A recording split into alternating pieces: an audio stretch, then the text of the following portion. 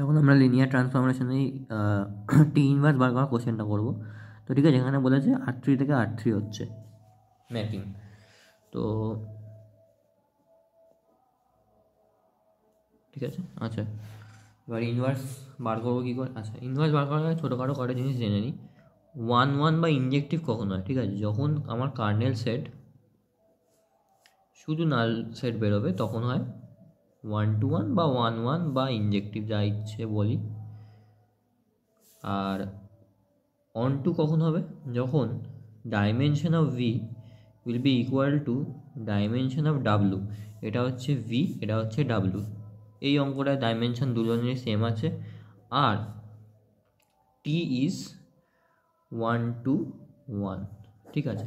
তার মানে যদি এই দুটো কন্ডিশন স্যাটিসফাই হয় তখন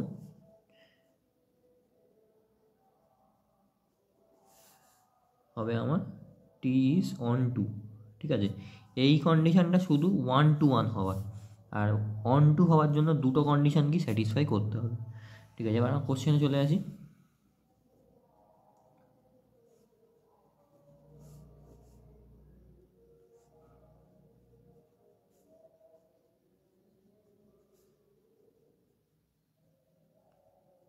এটা আমার কোশ্চেন দিয়েছে, ঠিক আছে। এবার থেকে আমার টি ইনভার্সটা বার করতে হবে। তো ভেরি ইজি, ফার্স্ট টাইম এটা আলফা ধরে নেবো, ঠিক আছে। আলফায় ধরে নিলাম এ বি সি, যেটা কার্নেল সেটের মধ্যে লাই করে। এটা আমি জানি, যেরকম করি টি আলফা ইকুয়াল টু, যে কার্নেল সেট ফার্স্টে বার করবো, টি আলফা ইকুয়াল টু নাল টি, তাহলে কি A B C, simple normal 0 0 0। তাহলে এখান থেকে আমি কী করবো? এ, আচ্ছা তাহলে এক্সের জায়গায় এ বসাবো, ওয়াইয়ের জায়গায় বি বসাবো, আর জেডের জায়গায় সি বসাবো। তাহলে y minus, sorry x minus y মানে কি এ মাইনাস বি, তারপর কি এ প্লাস 2b, তারপর কি বি প্লাস 3c, তাই তো, ইকুয়াল টু 0 0 0। তাহলে আমি এখান থেকে a minus b equal to 0, a plus 2b equal to 0, b plus 3c equal to 0 পাচ্ছি। তাহলে আমি এখান থেকে কী পাচ্ছি? B equal to a. Similarly আমি যদি সলভ করি বাকিগুলো, আমি আরও পেয়ে যাবো a equal to 0, b equal to আমার তাহলে বেরোবে হচ্ছে 0, তাহলে আর সি ইকুয়াল টু 0। তাহলে আমি বুঝতে পারলাম যে এটা একটা নাল সেট, ঠিক আছে, এখানে আর কোনো বেসিস নেই। ওকে, তাহলে এটা একটা নাল, দ্যাট মিনস এর কার্নেল সেট কত হবে? এর কার্নেল সেট উইল বি 0 0 0,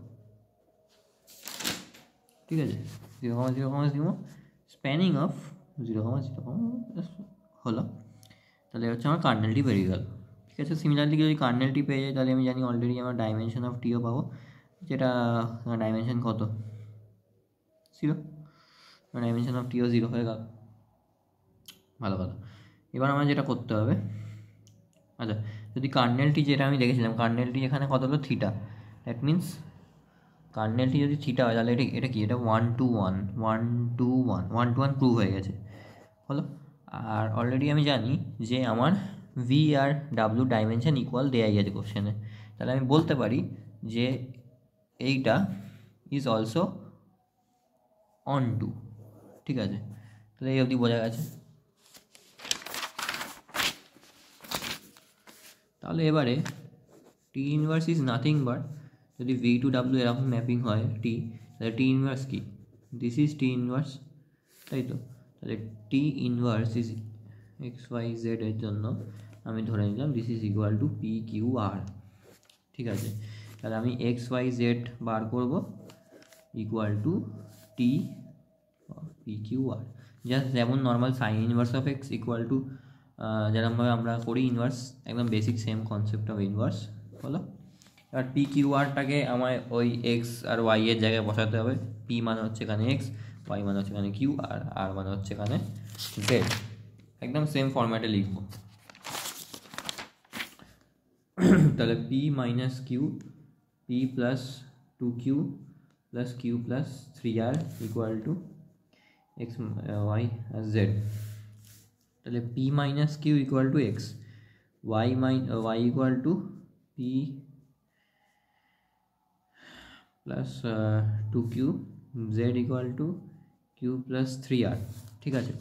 এবার এগুলোকে যদি আমি সলভ করি আমি কী পেয়ে যাব, নর্মাল সলভ করব, ফার্স্টে এই দুটোকে সলভ করব, এই দুটোকে সলভ করলে আমি কিউ পেয়ে যাব, ঠিক আছে। সেখান থেকে আমি আবার আমার পি পেয়ে যাব, আর ফাইনালি অ্যাট দ্য এন্ড আমি আমার জেডটা পেয়ে যাব কিউ এর ভ্যালু বসালে, ঠিক আছে। ফার্স্টে এই দুটো আমি সলভ করলে ইজিলি আমি সব কিছু করে নিতে পারবো আরামসে।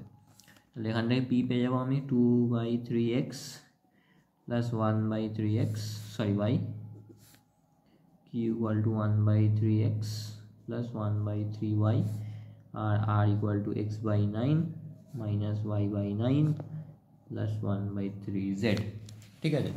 এখানে করাও আছে, ফার্স্ট দুটো সলভ করলাম, কিউ পেলাম, ঠিক আছে। এবার কিউ এর ভ্যালুটা এই ইকুয়েশনটা বসিয়ে দেবো, তাহলে আমি পি পেয়ে যাব। আচ্ছা, একদম লাস্টে জেড এর ওখানে আমি কী করে পাবো, আর কী করে পাবো, পি কিউ আর কী করে পাবো, আর ইকুয়াল টু এটা বসিয়ে দেবো। তাহলে আমি বলতে পারি T inverse of x comma y comma z equal to p q আরের যে ভ্যালুগুলো এক এক করে বসিয়ে দেবো, এটা তারপর এখানে এইটা, তারপর এখানে এটা।